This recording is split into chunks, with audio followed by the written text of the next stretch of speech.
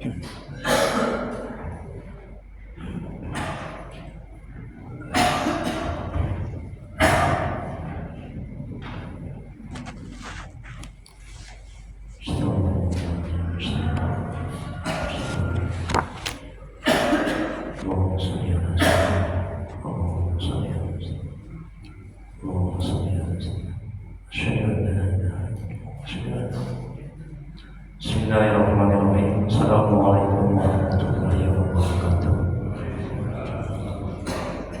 Alhamdulillah wa bihi nasta'in ala umuri din. Asyhadu an la ilaha illallah wahdahu la syarika lah wa asyhadu anna Muhammadan abduhu wa rasuluh. Allahumma shalli wa sallim wa barik ala sayyidina Muhammad abdika wa rasulika nabiyil ummi wa ala alihi washabihi ajma'in. Rabbi shrah li sadri wa yassir li amri wahlul min lisani yafqahu qawli. Rabbana zidna ilma warzuqna fahma waj'alna minas sholihin. Ya Allah, ya Rabb, ya Rabb, pengasih lagi maha penyayang. Ampuni ya Allah dosa kedua orang tua kami. Ampuni ya Allah dosa kami ya Allah. Ampuni ya Allah dosa kaum muslimin dan muslimat ada yang Muhammad. Ya Allah, mudahkan kami mencari ilmu, mudahkan kami memahami ilmu, mudahkan kami ya Allah mengamalkan ilmu ya Allah. Ya Allah, berkahi majelis ini, berkahi rumah kami ya Allah. Amin ya rabbal alamin. Mari kita mulai kajian tasawuf, manajemen hati, manajemen kalbu. Kita balikan karangan Syekh Imam Ibnu Athaillah As-Sakandari, semoga Allah merahmati dan meridhoinya. Dengan membacakan kitab ada penebalan yang dijadikan Nabi Muhammad SAW dan sahabat-sahabatnya, kemudian untuk para tabi'in, tabi'in, untuk guru-guru kita, orang tua kita, serta untuk Syekh Imam Ibnu Athaillah As-Sakandari dan untuk muslimin dan muslimat pada umumnya. Al-Fatihah. A'udzu billahi minasyaitonir rajim. Bismillahirrahmanirrahim. Alhamdulillahi rabbil alamin. Ar-Rahmanir Rahim. Maliki yaumiddin. Iyyaka na'budu wa iyyaka nasta'in. Ihdinas siratal mustaqim. Siratal ladzina an'amta 'alaihim ghairil maghdubi 'alaihim waladdallin. Amin. Inna anta maksudi wa ridhoka madhubi ya Allah. Kalau yang kami tuju, ridhomu yang kami cari. Amin ya rabbal alamin. Bapak Ibu jemaah pengajian rahmati Allah Subhanahu wa taala. Baik, kita lanjuti kajian Al-Hikam, manajemen kalbu, manajemen hati, hikmah yang ke-55. Syekh Al-Imam Ibnu Athaillah As-Sakandari, semoga Allah merahmati dan meridhoi. Dia mengatakan dalam kitab Al-Hikam, kalau hikmahnya, takutlah bila kebaikan Allah selalu engkau dapatkan bersamaan dengan maksiat yang terus engkau lakukan. Karena itu menjadi istidraj dari Allah. Allah berfirman dalam Al-Quran, kami akan menarik mereka dengan berangsur-angsur ke arah kebinasaan dengan cara yang tidak mereka ketahui. Quran Surah Al-A'raf ayat 182. Kita lihat penjelasannya. Istidraj diartikan sebagai jebakan kenikmatan. Makasih ya Pak ya.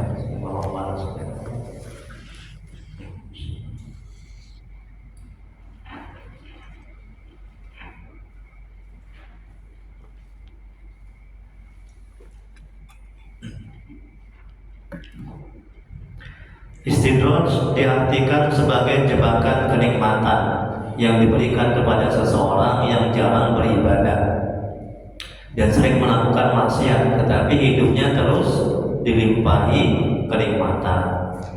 Contoh istidraj dapat berupa berbagai bentuk kenikmatan dunia seperti harta, kesehatan, kekuasaan, dan kedudukan.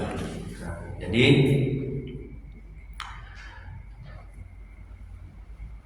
ini Al-Imam Ibnu Athaillah menasihati kita, ya, bahwa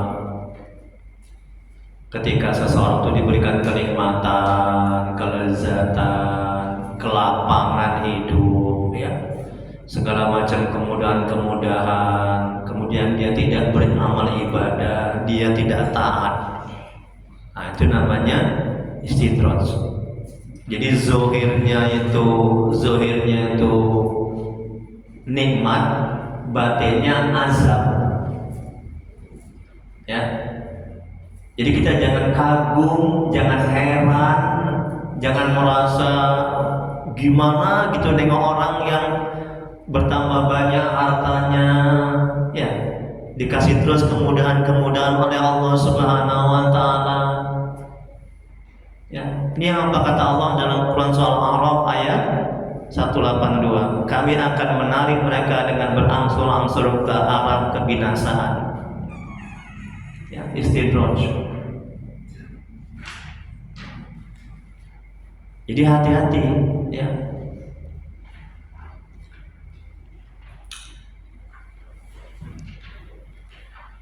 Jadi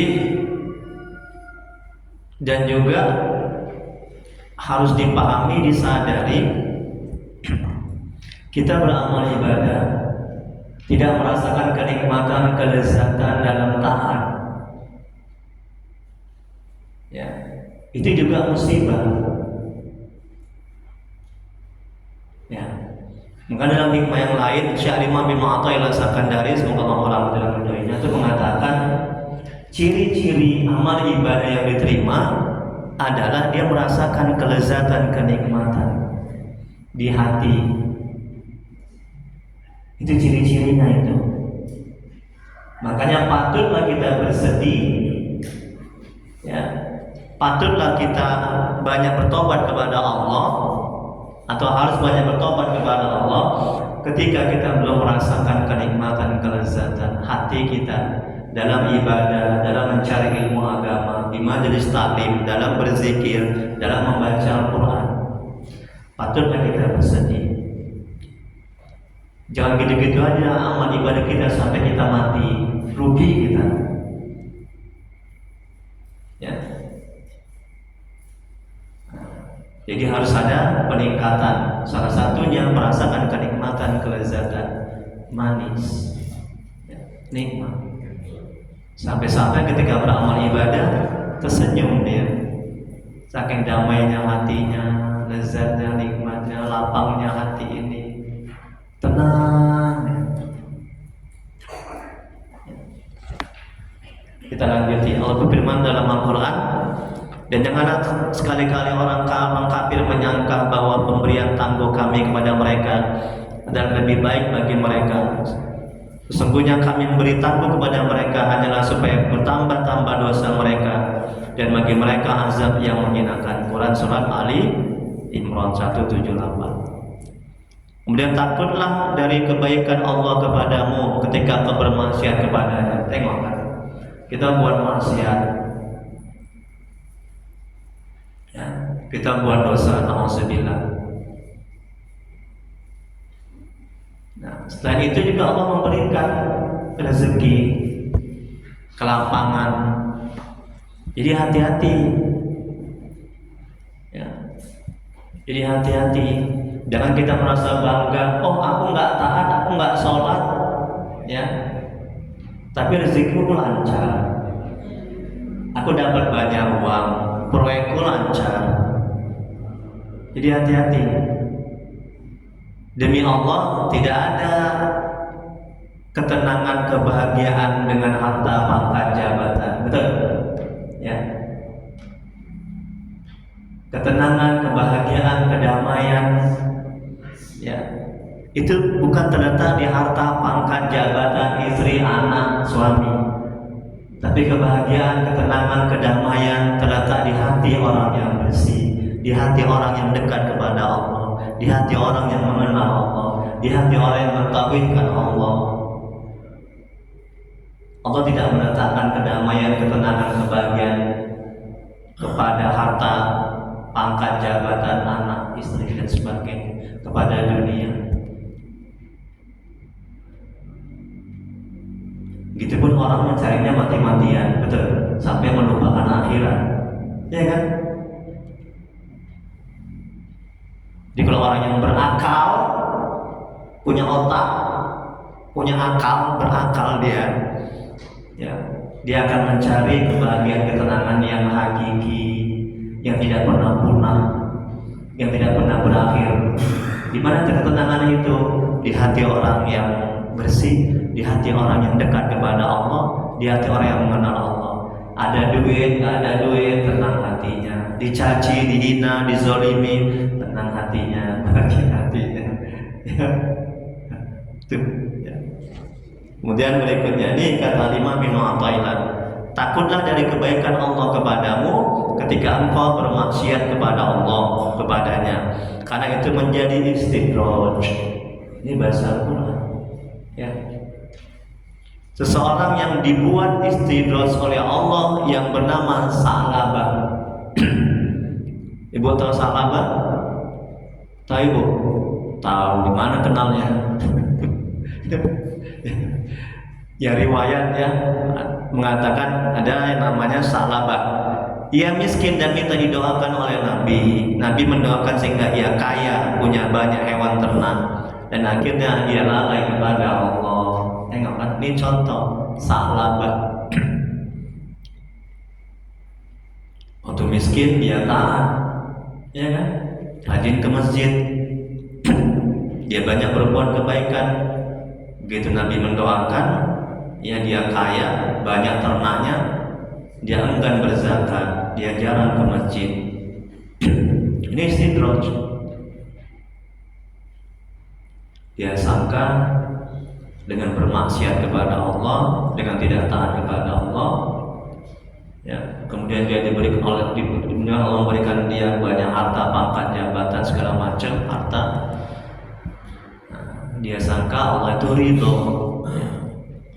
Kemudian berikutnya Rasulullah SAW bersabda, bila kamu melihat Allah memberi pada hamba dari perkara dunia yang diinginkannya, padahal dia terus berada dalam kemaksiatan kepada Allah, maka ketahuilah bahwa hal itu adalah istidraj, yaitu jebakan berupa nikmat yang disegerakan dari Allah. Hadis riwayat Ahmad.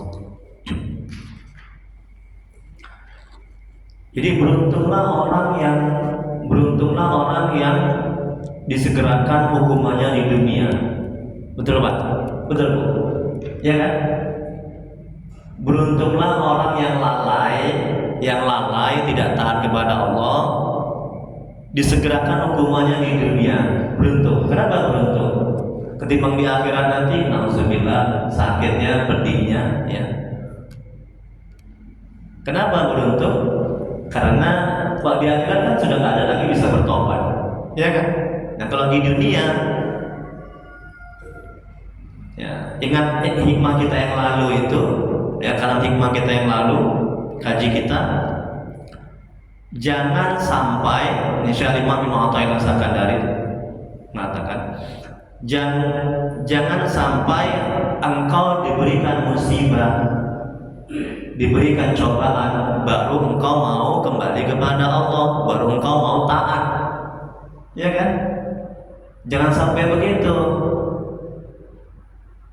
Jadi sebelum Allah memberikan cobaan, memberikan musibah, ya, kita harus sudah taat, harus sudah beramal ibadah. Ini Allah kasih musibah dulu, Allah kasih sakit, ya, Allah kasih hartanya hancur segala macam, baru dia ingat kepada Allah. Kemudian berikutnya seorang laki-laki Bani Israel berkata, wahai Tuhanku, aku maksiat kepadamu, banyak nikmat yang kau berikan, tetapi engkau tidak menyiksaku. Allah mewahyukan kepada Nabi pada masa itu. Apa kata Allah?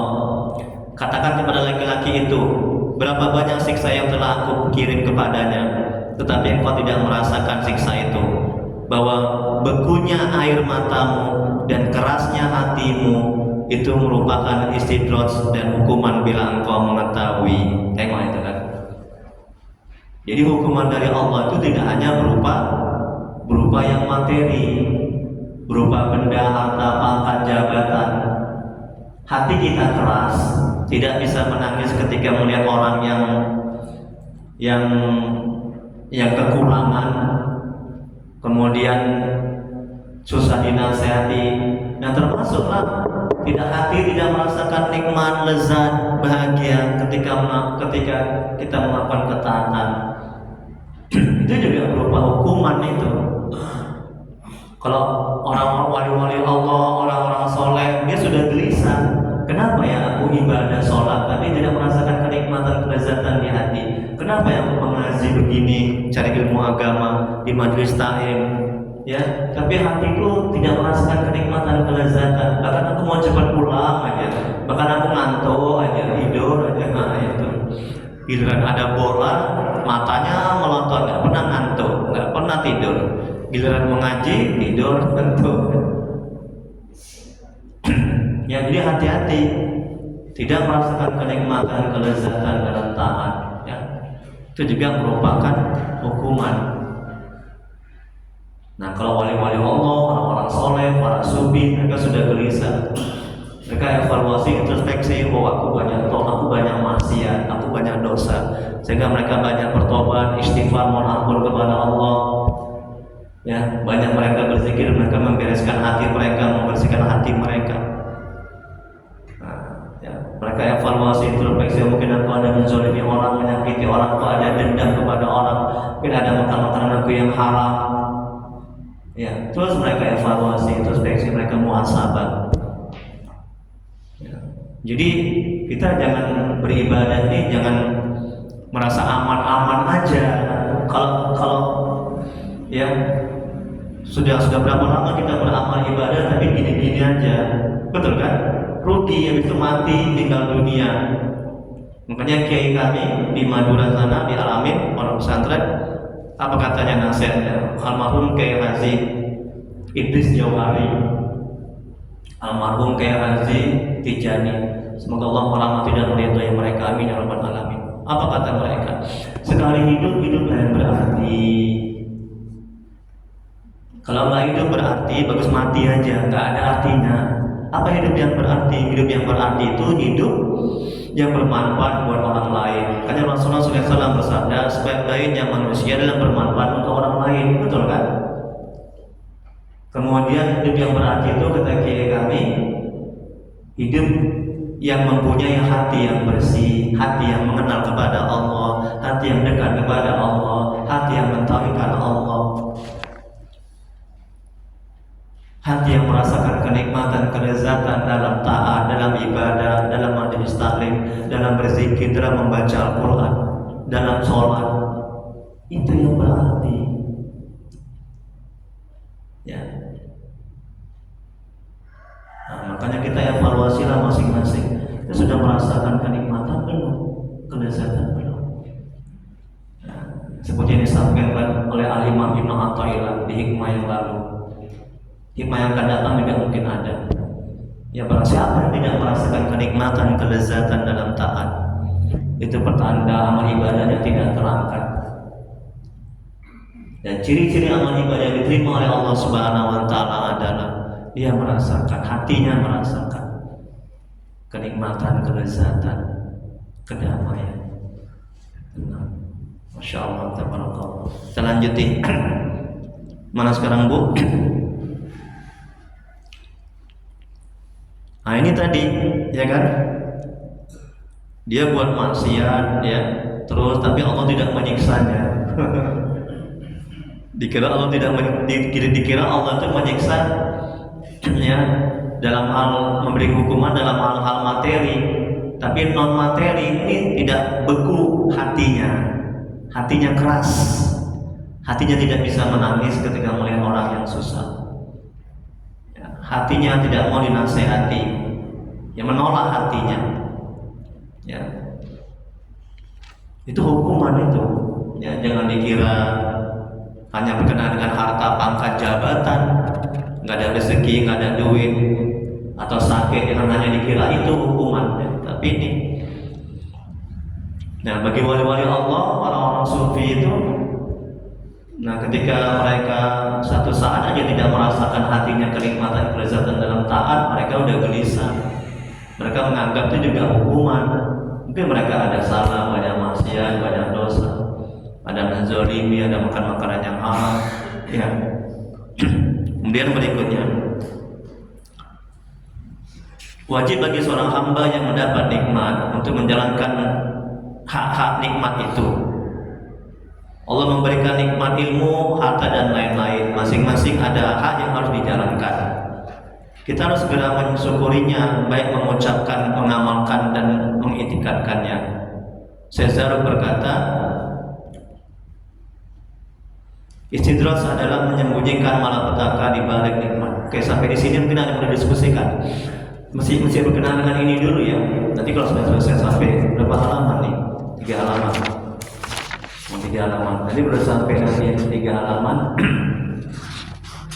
Baru nanti pertanyaan bebas, mau fikih, mau tauhid, mau tasawuf. Nah, sampai di sini dulu. Ada yang perlu diskusikan di halaman 1 ini. Ada yang perlu ditanyakan sekarang. Masih berkenaan dengan ini dulu. Tidak ada yang kurang paham.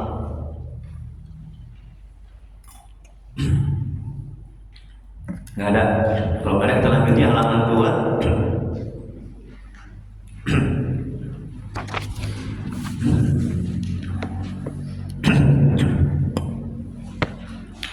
Maka takutlah pada berlimpahnya kebaikan Allah berupa kesehatan, ya. Allah Maha Baik kan, ketenangan, kelapangan rezeki, dan berlimpahnya pemberian pertolongan yang nampak atau yang tersembunyi. Dan takutlah jika engkau terus berbuat maksiat kepada Allah dengan kelalaian dan kelengahan serta tidak bersyukur kepada Allah, kalau itu merupakan istidraj dari Allah. Nah, takutlah ya. Nah kita ini sekarang ini juga begitu Pak, Bu, harus takut ya. Kenapa takutnya?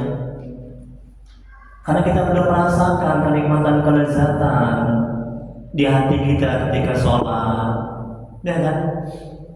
Pasti ada yang salah dalam hidup dan kehidupan kita. Mungkin cara makan kita punya ada yang haram, mungkin ada yang nyakiti orang, menzalimi orang, atau mungkin bacaan sholatnya belum benar, ya kan?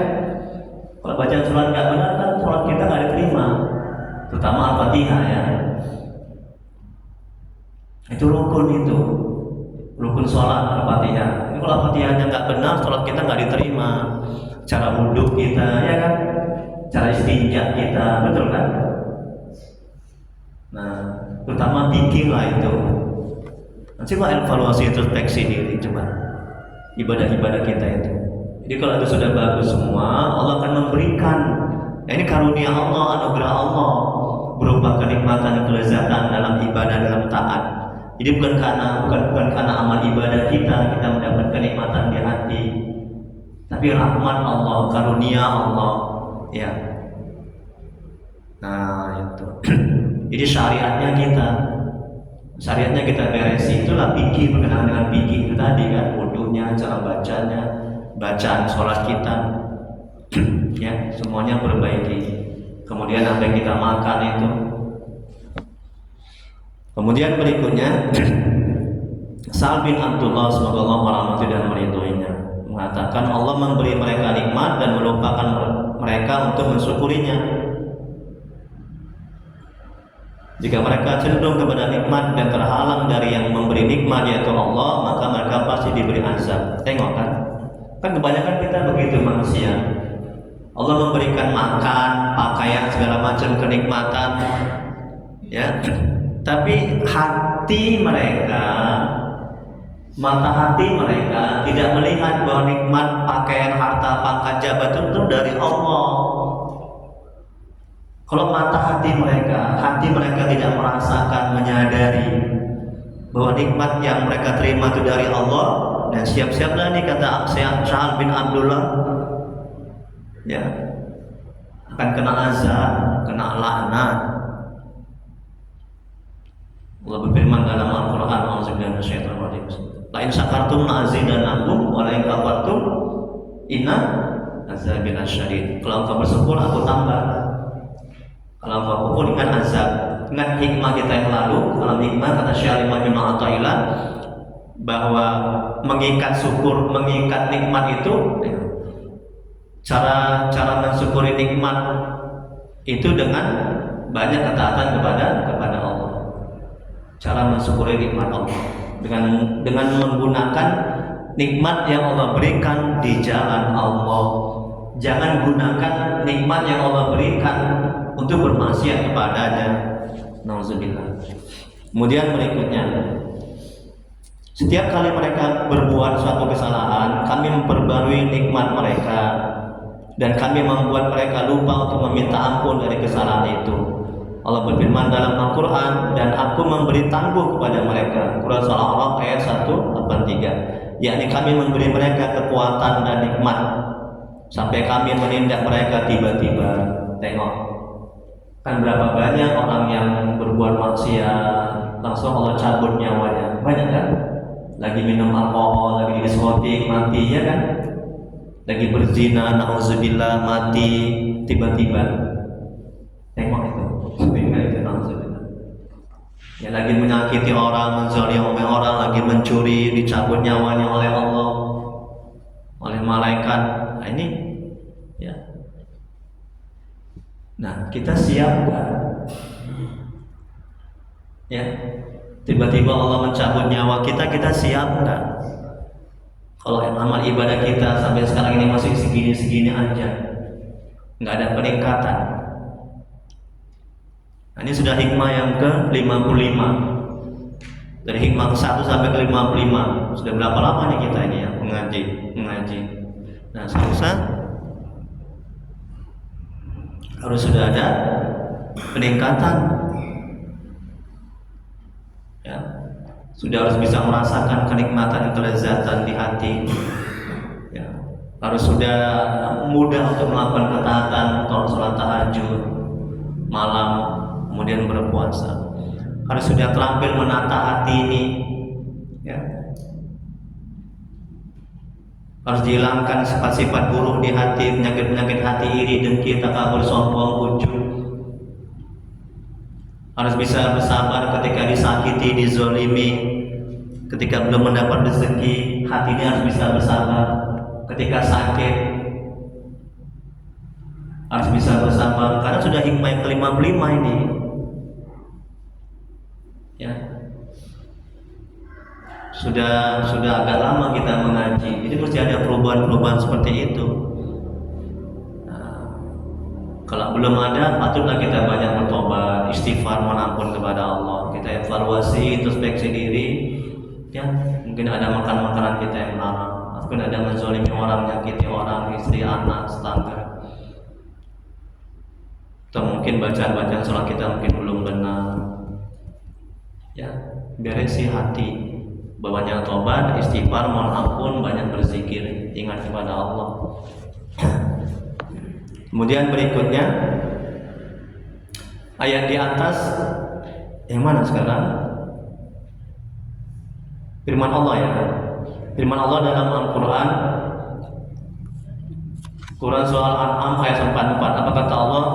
Tatkala mereka melupakan peringatan yang telah diberikan kepada mereka, kami membukakan semua pintu-pintu kesenangan untuk mereka, sehingga apabila mereka bergembira dengan apa yang telah diberikan, kami siksa mereka tiba-tiba. Maka ketika itu mereka diam berputus asa.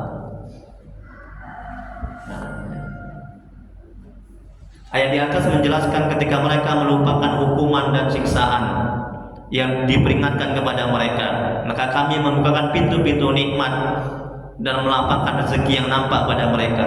Jika mereka bergembira dengan nikmat yang telah diberikan dan tetap dalam kenikmatan itu, kami siksa mereka melalui kecelakaan yang datang tiba-tiba. Ketika itu mereka diam dan berputus asa dari semua kebaikan. Begitulah kebiasaan Allah kepada makhluknya. Dia memutus kepada mereka orang yang akan mengingatkan dan menunjukkan kepada Allah. Jika mereka berpaling dan menolaknya, maka Allah melapangkan nikmat-nikmat indrawi, sehingga ketika mereka tenang dan bergembira dengannya, Allah menghancurkan dan menindak mereka secara tiba-tiba agar hal itu lebih kuat siksaannya. Inilah istidraj ini kan. Dia diingatkan ya dengan Al-Quran, diutusnya Nabi, ya, ajaran-ajaran Nabi, dengan agama. Mereka tidak juga mau untuk sholat, untuk ibadah. Beliau Allah kasih nikmat, harta, pangkat, jabatan, kelapangan rezeki, ya. kehidupan yang bagus.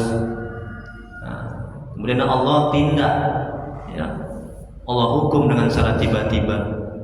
Itulah istidros itu. Jadi hati-hati, ya. Ustaz, tetanggaku itu Ustaz, ada jemaah yang tanya, dia nggak sholat, ya, dia nggak ke masjid, dia nggak cari ilmu agama, dia bakhil bin pelit, ya, tapi hartanya melimpah, hartanya banyak terus, mobilnya banyak terus, ya. Gimana tuh Ustaz? Inilah tadi kata Syekh Imam bin Athaillah dalam kitab Al-Hikam, kata Allah juga dalam Al-Quran, ya. Allah kasih terus, ya, supaya berat hukumannya. Nah, itu. Jadi jangan silau kita, ya, dengan orang-orang seperti itu. Jangan buta mata kita, jangan kagum, ya. Jangan. Nah.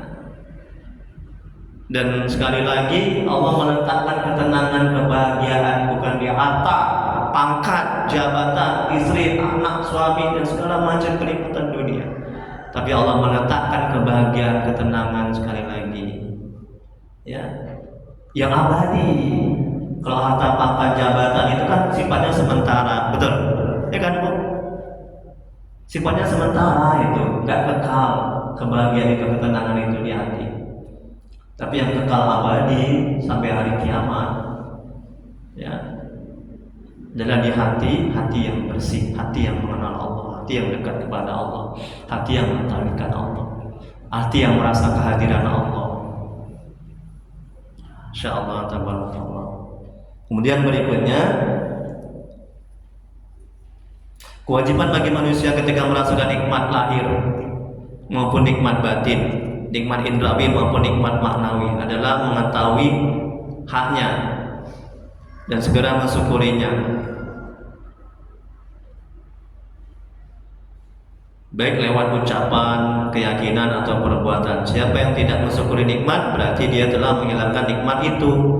Ini kan hikmah kita yang lalu ini. Dan siapa yang mensyukurinya maka dia telah mengikatnya. Kan kata Imam Ibnu Athaillah dalam hikmah yang lalu sudah kita pelajari. Mengikat nikmat itu dengan syukur. Kalau kita nggak bersyukur atas nikmat Allah, berarti kita melepaskan nikmat itu. Diazab jadinya. Telah mengikatnya dengan tali kekangnya. Kemudian seorang ulama lain menjelaskan tentang cara mensyukuri nikmat Allah. Yang pertama, syukur dengan ucapan adalah mengucapkan alhamdulillah. Yang kedua, syukur dengan keyakinan adalah dengan bersaksi bahwa yang memberi nikmat dan menghubungkan nikmat itu kepada Allah. Dari Abu Hurairah sallallahu alaihi wasallam Nabi bersabda, Rasulullah SAW bersabda, tidak dikatakan bersyukur pada Allah bagi siapa yang tidak tahu berterima kasih pada manusia. Ini riwayat Abu Dawud. Mengatakan kepada orang yang menjadi perantara, semoga Allah membalasmu dengan yang lebih baik, berarti menunaikan syukur. Jadi kalau misalnya kita ditolong, dibantu, diberi, ya, kita mengucapkan terima kasih.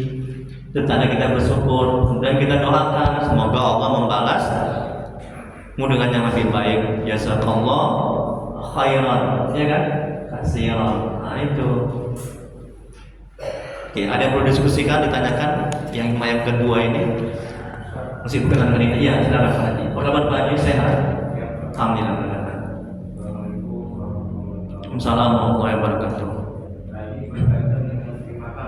Iya.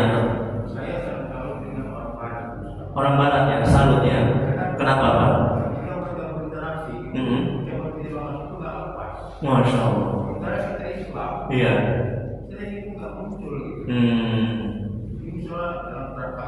Iya. Maaf ya. Thank you. Justru orang Barat itu yang menamakan ini ya, nilai-nilai Islam itu ya. Masya Allah. Iya. Jadi ketika berinteraksi, apa ya, berbunyi gitu, kita layani gitu kan. Masya Allah, tabarakallah. Kita yang Islam tadi. Iya.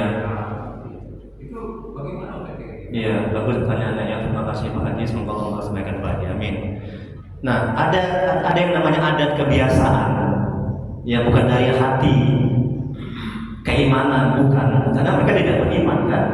Nah, jadi karena ada kebiasaan itu, ya, jadi mereka selalu mengucapkan terima kasih. Itu yang pertama. Terus yang kedua, ya, ada memang dari iman di hati. Itu tergantung tingkat keimanan. Semakin bagus tingkat keimanannya, semakin dekat kepada Allah, semakin bersih hatinya. Nah, maka hati ini akan menggerakkan lisan, ya, untuk mengucapkan terima kasih. Itu buah dari syukur dia kepada Allah, buah dari dekatnya dia kepada Allah. Dia sadar bahwa hakikatnya yang memberikan itu adalah Allah. Jadi si makhluk itu hanya sebagai perantara sampainya nikmat kepada kita. Nah, maka kita ucapkan terima kasih Bapak sudah memberikan uang, ya.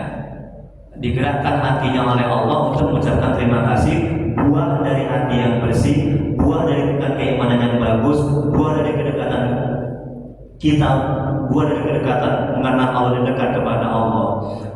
Tapi ada juga orang Islam yang hatinya busuk, yang hatinya nggak baik, yang nggak dekat kepada Allah, yang nggak taat ibadah, dia nggak pernah mengucapkan terima kasih. Ini Pak uang, oh ya, udah masuk kantong, gitu aja. Ya. Bapak kan sudah dibantu, kenapa nggak mengucapkan terima kasih? Emang perlu kan mengucapkan terima kasih? Baru gitu aja, udah kan merepek pula dia udah dibantu. Kan banyak seperti itu kan. Nah, jadi yang orang kafir, orang barat itu hanya berupa kebiasaan, bukan dari lubuk hati yang paling dalam, bukan dari hati mereka, keimanan mereka, bukan. Ya, wallahu a'lam bishawab. Hanya Allah yang mengetahui jawabannya.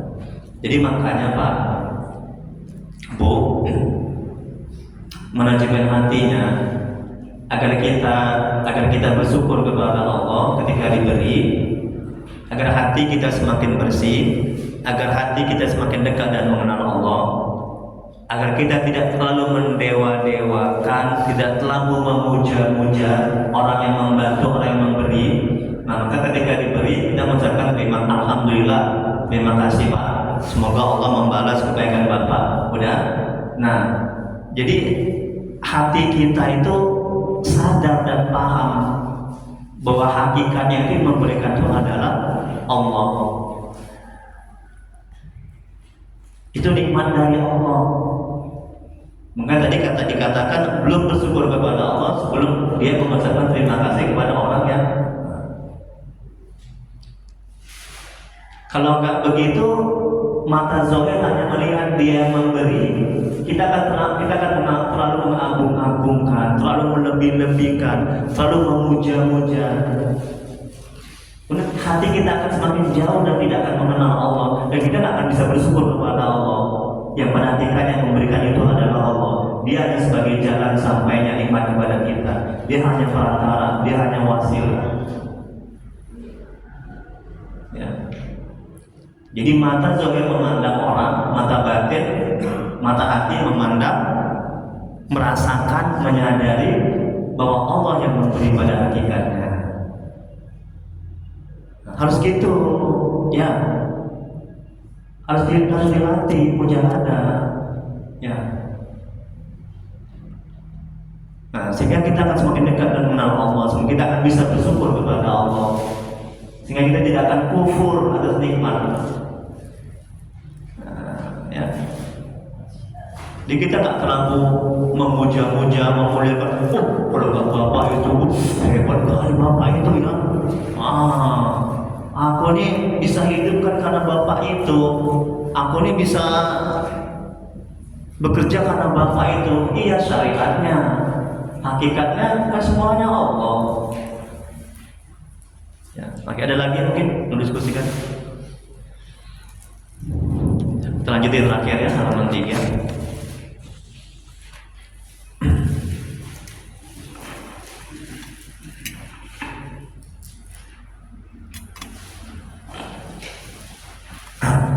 Tadi yang ketiga ini seorang ulama lain menjelaskan tentang cara bersyukur nikmat Allah. Ya, syukur dengan ucapan alhamdulillah, syukur dengan keyakinan.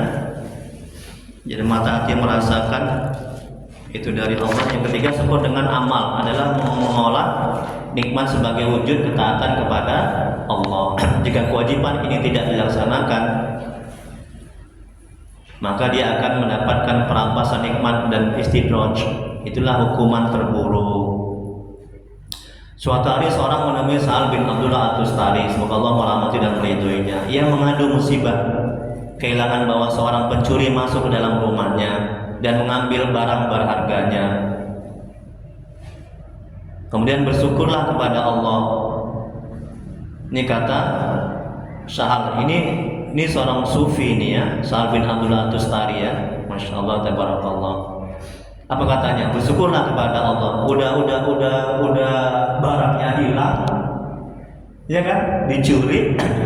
Malah dia berkata, bersyukurlah kepada Allah. Kalau ibu bisa gitu, Bu. Udah barang-barang ibu hilang ya. Suami bilang, "Ma, bersyukurlah kepada Allah, Ma, barang-barang mama hilang." Apa Pak? Pengen banget kata kau, ngamuk-ngamuk ya. Ini coba nih Sa'al bin Abdullah At-Tustari, apa katanya? Bersyukurlah kepada Allah. Bagaimana kalau pencuri yaitu setan masuk ke dalam hatimu dan merusak keyakinanmu, kata Tustari. Masya Allah. Ini juga manajemen hatinya, Bu, Pak, manajemen hatinya. Ya, tengok nih. Kalau kita kena musibah, ini tolong diamalkan. Saya juga begitu, mengamalkan juga. Kita berusaha sama-sama. Ya, musibah apapun itu, ya, musibah sakit, kehilangan, tidak ada rezeki, dizolimi, disakiti, dan misalnya sakit lah, misalnya sakit kepala lah misalnya. Ini sudah pernah saya sampaikan, mengingatkan kembali, ya, jangan, ya Bu ya, jangan hati, akal pikiran kita, ya, terfokus kepada musibah kepala satu yang sakit itu. Kalau itu yang kita lakukan, kita nggak akan pernah bisa bersabar. Kita akan stres, sengsara, menderita. Terus setan masuk, nafsu, digoda sama hawa dan syahwat, hancurlah kita, menderita kita. Tapi hati, akal pikiran kita harus merasakan, menyadari, dan lihat nikmat-nikmat yang lainnya yang sudah Allah berikan kepada kita. Itu Allah akan menolong, akan membantu setan menjauh, nafsu, hawa nafsu jinah terkekang, sehingga hati kita akan bisa bersabar. Ya, lihat nikmat-nikmat Allah yang lainnya. Kan baru kepala yang sakit. Apa nikmat Allah contohnya? Kita masih bisa sholat, masih bisa makan, masih bisa bekerja, anak-anak istri masih sehat. Kita masih dikasih Allah napas, masih dikasih Allah hidup. Coba, Fabi ayyi ala'i rabbikuma tukadziban. Nikmat mana lagi yang kau dustakan? Nah, tapi kadang kita terfokus kepada kepala di satu hati, kalau kita fokus kepada kepala, ya Allah sakit kepala, ya Allah stres, sengsara, menderita. Atau ada anak yang belum taat, hanya hati yang kita terfokus kepada anak yang belum taat, sehingga kita lupa dengan nikmat-nikmat Allah yang lainnya. Itu setan masuk, nafsu mengganggu, ya, nafsu membisikkan, nafsu dan kita membisikkan ke Allah, menjauh, nggak menolong. Ya, ingatlah in syakartum la'azidannakum, kan? Kalau engkau bersyukur, aku tambah. Nah, inilah tadi Sa'al bin Abdullah At-Tustari. Tengok. Jadi dia melihat, dia tidak hanya terfokus kepada barang-barang berharga yang hilang, ya kan? Itu kan dunia. Nah, coba dikatanya, dia tenang hatinya, ini manajemen hatinya. Nah, ini coba katanya apa? Bagaimana kalau pencuri yaitu setan masuk ke dalam hatimu dan merusak keyakinanmu? Ayo gimana? Itu yang lebih berharga, itu yang lebih bernilai, ya kan? Keyakinan kita kepada Allah. Kalau dicuri sama setan, diganggu sama setan, ya, nauzubillah, berpaling kepada yang lain, keimanan kita, apa jadinya? Patutlah kita bersyukur. Nah, begitu cara menyikapinya, manajemen hatinya. Jadi jangan, waduh stres aku, sengsara menderita, barangku habis, hartaku habis, ya emasku dicuri. Akan kebanjiran kemarin kan? Kebanjiran kan kemarin? Ini banjir juga yang karya kan? Nah, itu ada juga itu yang sedang ketawa itu. Banyak stres, sengsara menderita itu, ya kan? Aduh tilangku hancur, lemariku hancur, kan gitu kan? Stres, dia sengsara menderita karena dia nggak belajar manajemen hati, karena dia nggak terampil menata hatinya, dia nggak lihat pada dirinya sendiri nih, dia masih bisa berdiri, ya, masih sehat, masih bisa beramal ibadah, ya kan, masih bisa makan, masih bisa bekerja, tapi hati akan pikirannya terfokus kepada lemarinya yang hancur, lemarinya yang jorok, pakaiannya yang hancur. Ya, ini manajemen hatinya.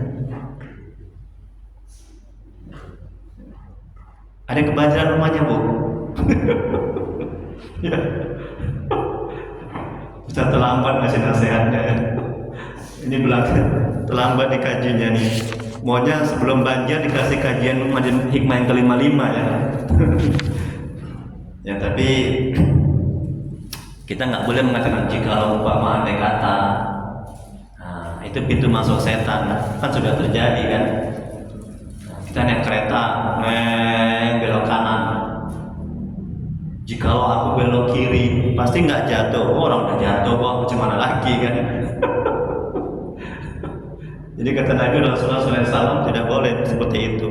Kalau sudah jatuh, ya inna lillahi wa inna ilaihi raji'un. Ya sudah takdir Allah, katakan sudah merupakan takdir Allah. Kayak tadi kan kebanjiran ya kan, semuanya kebanjiran ya, kebanyakan. Jangan bilang andai kata jikalau umpama kajian manajemen hati yang ke-55 ini diberikan sebelum banjir, pasti aku bisa bersabar. Aku nggak stres, lemariku basah, kebanjiran, pakaianku hancur. Ya, jadi jangan katakan, hindari kalimat-kalimat jikalau umpama andai kata itu ya. Itu pintu-pintu masuk setan. Tapi katakanlah itu semuanya sudah takdir Allah. Kemudian diiringi dengan kalimat-kalimat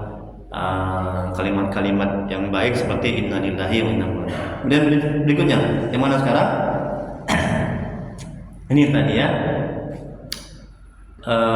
Seorang arif bilah berkata, barang siapa yang telah diberi dan tidak bersyukur, maka pemberian itu pasti terhampas darinya dan dia tidak menyadarinya. Barang siapa yang mensyukuri nikmat, sesungguhnya dia telah mengikatnya, dan barang siapa mengkufurinya, sesungguhnya dia telah mengantarkan pada lenyapnya nikmat itu. Ini sudah kita hikmah yang lalu ini ya, juga kalimat ini. Para ulama mengatakan syukur adalah hati gembira karena pemberian nikmat dan pada Allah yang memberinya. Kemudian hal itu berimbas pada anggota badan, sehingga anggota badan gembira dengan berbagai perintah dan tercegah dari berbagai larangan. Dan seorang ulama berkata syukur terbagi pada 3 bagian. Yang pertama syukur lisan, yaitu menceritakan nikmat Allah. Allah berfirman dalam Al-Quran, dan terhadap nikmat Tuhanmu maka hendaklah kamu menyebut-nyebutnya dengan bersyukur. Quran Surah 2 ayat 11. Nah, contohnya misalnya, alhamdulillah anak saya mendapatkan ranking. Itu cara itu bentuk dari syukur. Ya, kita katakan pada seorang, alhamdulillah saya beli mobil baru, bisa saya gunakan untuk taat, untuk dakwah. Itu juga bagian dari syukur lisan. Kemudian syukur anggota badan, yaitu mengamalkan ketaatan kepada Allah. Allah berfirman, kerjalah wahai keluarga Daud untuk bersyukur kepada Allah. Quran surah Sabah ayat 13. Nah, kita ke kantor, kita bekerja, itu juga bagian dari menjalankan syukur kepada Allah. Ya, kita bisa bekerja itu kan nikmat itu. Berapa banyak orang nggak bisa bekerja, ya kan? Yang lumpuh total, dia nggak bisa bangun nggak bisa bangkit dari tempat tidur, ya kan? Yang di rumah sakit ini banyak sekali. Makanya Pak, Bu,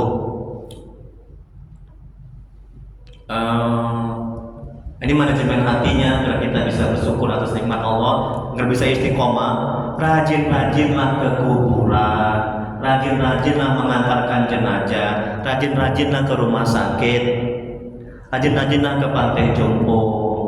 Tengok orang yang terbaring terkapar itu berbulan-bulan di opname itu. Kalau hati yang keras, banyaklah ke kuburan, banyaklah ke rumah sakit.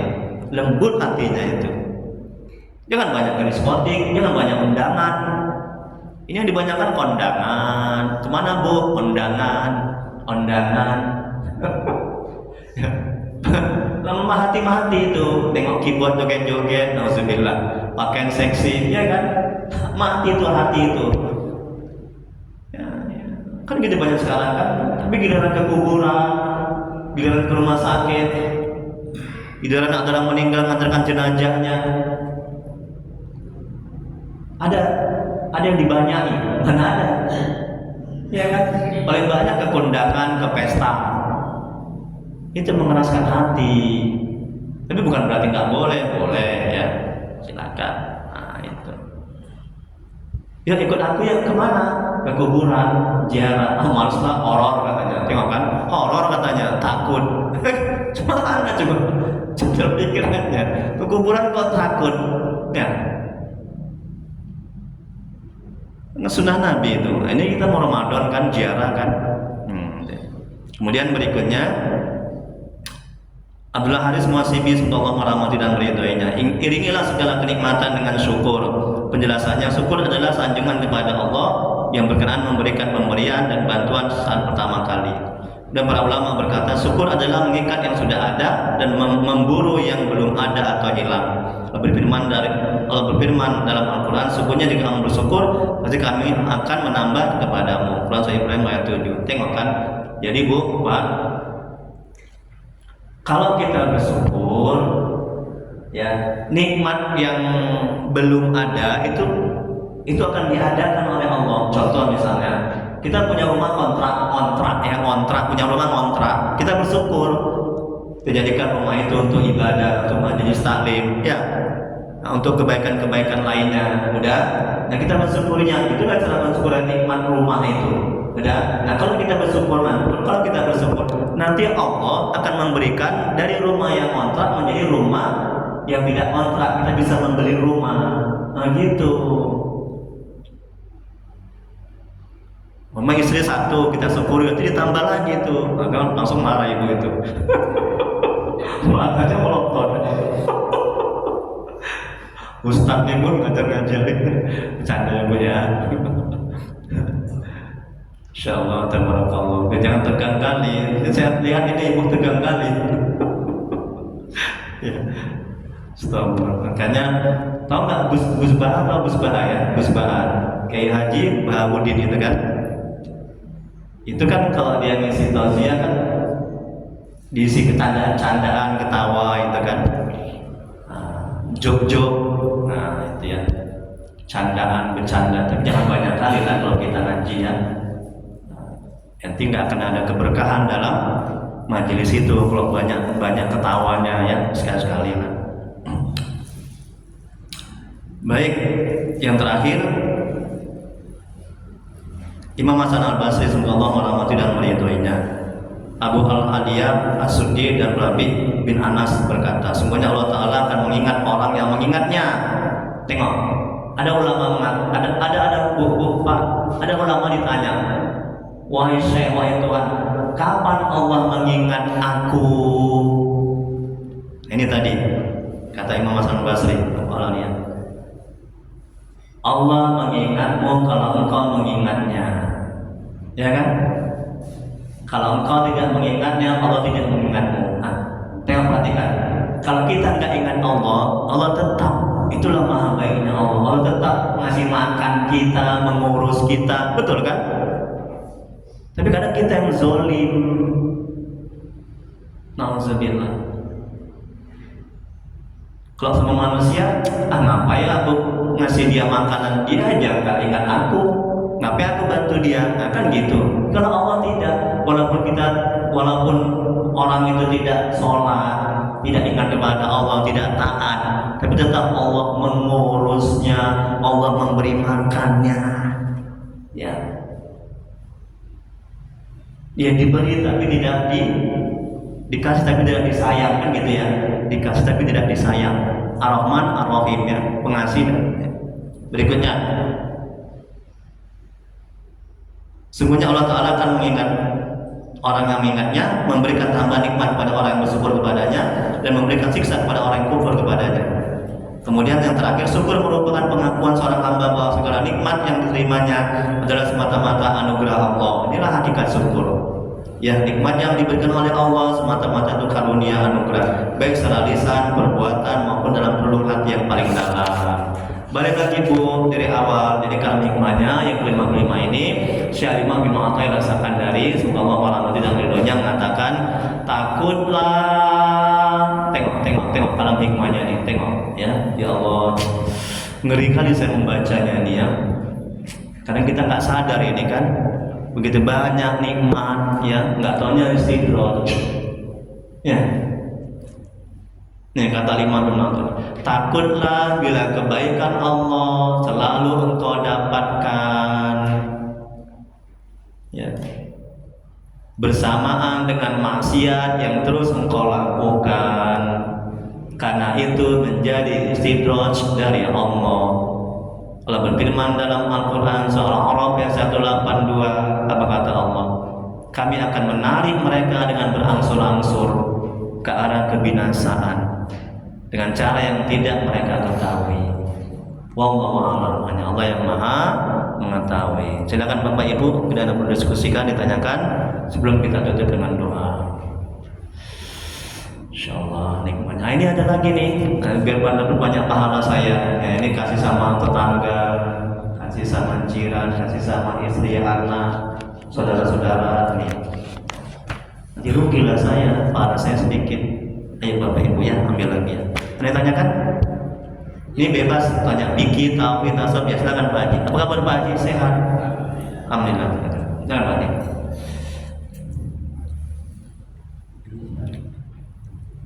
Makna daripada yang paling baik dengan kematian. Masya Allah. Dan yang kedua, Tunggu satu-satu dulu, biar nggak lupa ya. Satu dulu. Yang paling baik ingat kematian, ingat mati. Nah, ingat mati ini itu dampaknya luar biasa. Makanya kan sunnah Nabi, perintah Nabi, ya, supaya Pak Rasulullah SAW bersabda, perbanyaklah engkau mengingat kematian. Itu seperti kata Nabi, itulah hadisnya. Dampaknya luar biasa. Yang pertama, dengan mengingat kematian, kita akan tergerak hati untuk mau bertobat. Karena pintu dari ketaatan adalah tobat. Ya. Kalau kita masih ada dosa, maksiat, langsung sholat, langsung zikir, itu nggak akan semakin dekat kepada Allah.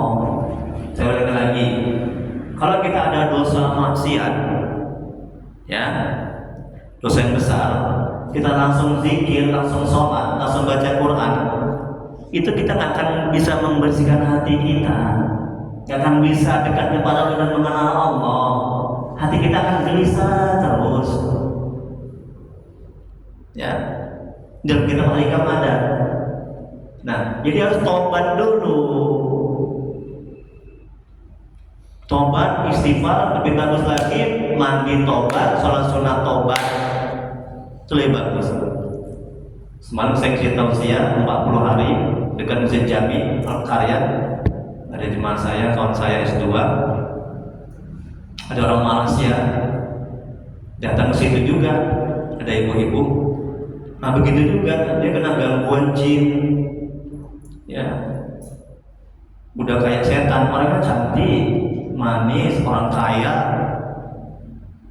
sering keluar negeri, tapi kena gangguan jin. Jadi saya bilang, ibu kalau langsung sholat, langsung zikir, tetap jin itu menempel dalam tubuh ibu, gak akan keluar.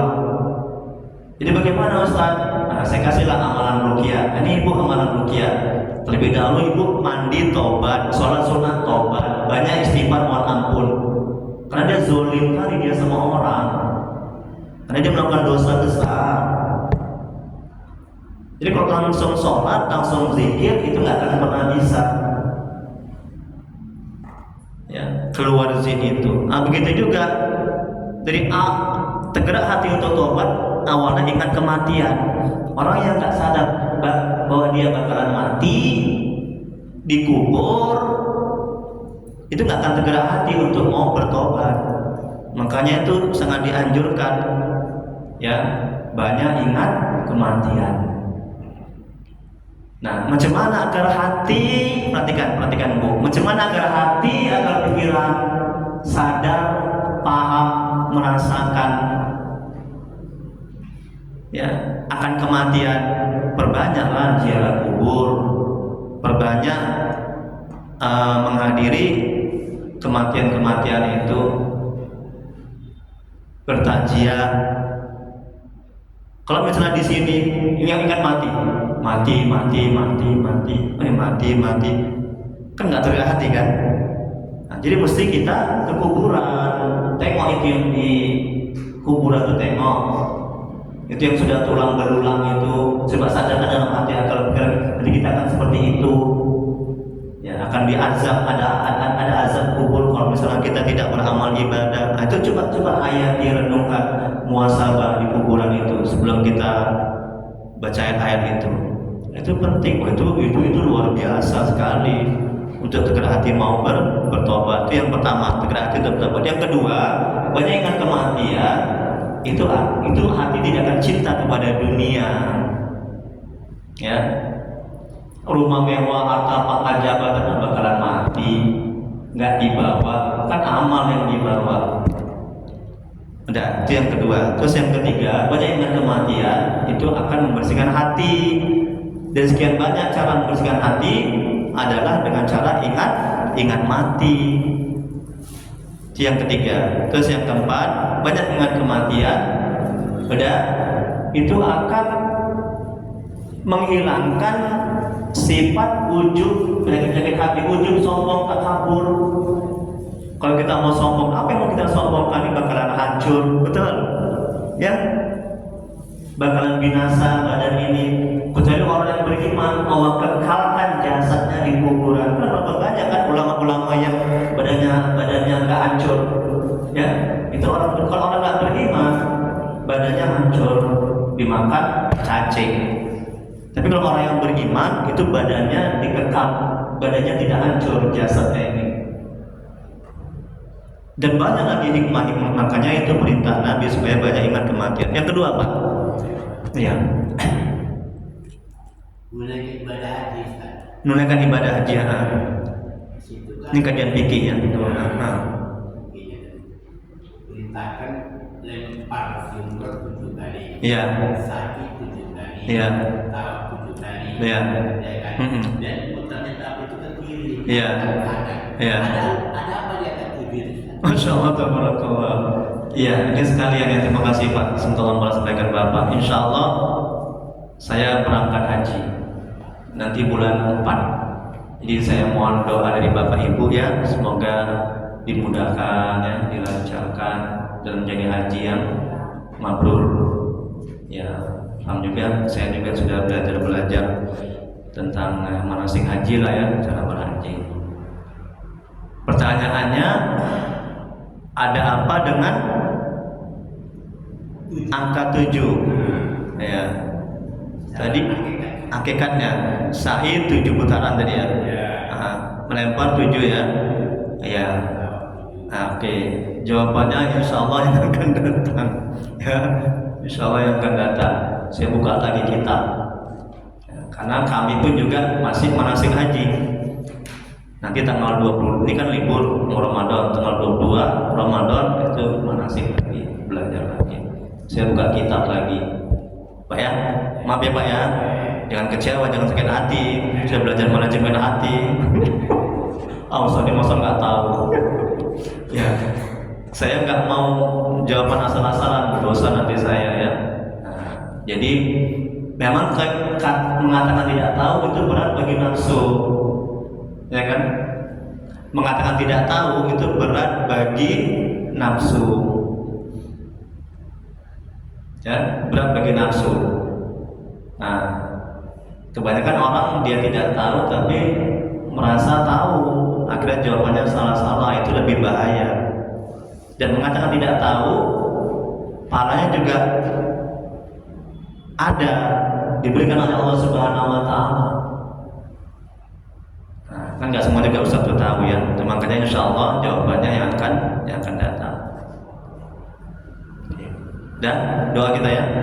Ya, astagfirullahaladzim, astagfirullahaladzim, astagfirullahaladzim, alladzi la ilaha illa huwal hayyul qayyum wa atubu ilaih. Allahumma shalli ala sayyidina Muhammad. Allahumma shalli ala sayyidina Muhammad. Allahumma shalli ala sayyidina Muhammad. Asyhadu an la ilaha illallah wa asyhadu anna Muhammadar Rasulullah. Bismillahirrahmanirrahim. Alhamdulillahirabbil alamin. Hamdan yufi ni'amahu wa yukafi mazidah. Ya Rabbana lakal hamdu kama yanbaghi li jalali wa ikram azimi sultani. Allahumma shalli ala sayyidina Muhammad wa ala sayyidina Muhammad. Bismillahirrahmanirrahim. Wa tawassul kepada Allah dan keberkahan kemuliaan Nabi Muhammad sallallahu alaihi wasallam dan sahabat-sahabat. La ilaha illa anta subhanaka inna kunna minaz zalimin. Ampuni ya Allah dosa kedua orang tua kami ya Allah. Ampuni ya Allah dosa kedua orang tua kami yang telah mendahului kami. Jauhkan mereka dari siksa kubur. Jadikan kuburan mereka taman-taman surga. Tempatkan mereka di surga sebagai surga ya Allah. Ya Allah, mohon ya Allah, tolong ya Allah dengan rahmat-Mu ya Allah. Ampuni dosa dan maksiat kami ya Allah. Ampuni sebusuk apapun masa lalu kami. Terima amal ibadah kami.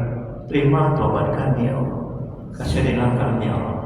Ya Allah, ampuni dosa kaum muslimin dan muslimat alaikum warahmatullahi. Ya Allah, tolong ya Allah, mohon ya Allah. Jadikan keluarga kami keluarga yang sakinah, mawaddah warahmah. Jadikan anak-anak kami anak yang soleh dan soleh. Jauhkan kami dari musibah dan bala bencana ya Allah. Ya Allah, mohon ya Allah, tolong ya Allah. Tuntun hati kami agar bisa istiqomah dalam taat kepada-Mu, agar bisa selalu mengingat, agar bisa selalu berselawat pada Rasul-Mu ya Allah. Ya Allah, mohon ya Allah, bila di antara kami jemaah ini keluarga kami ada yang sakit, mohon ya Allah, angkat penyakitnya ya Allah, beri kesembuhan kepadanya ya Allah. Bila dia mendapat kesulitan hidup, mohon ya Allah, tolong ya Allah, mudahkan kesulitannya ya Allah, beri jalan keluar ya Allah.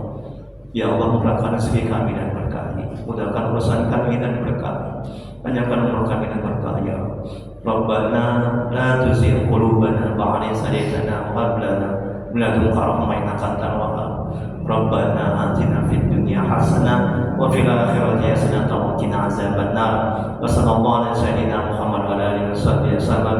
Subhana rabbika rabbil izzati amma yasifun wa salamun alal mursalin walhamdulillahi rabbil alamin. Allahumma shalli ala sayyidina Muhammad. Taqabbalallahu minkum. Assalamualaikum warahmatullahi wabarakatuh. Ya, diambil lagi nih ya Bapak Ibu ya. Ini materinya masih ada, kasih sama tetangga, dapat pahala Bapak Ibu ya. Nah, sama anak, istri atau yang lainnya, sama saudara. Diambil lagi nih dalam hikmahnya yang ke-55.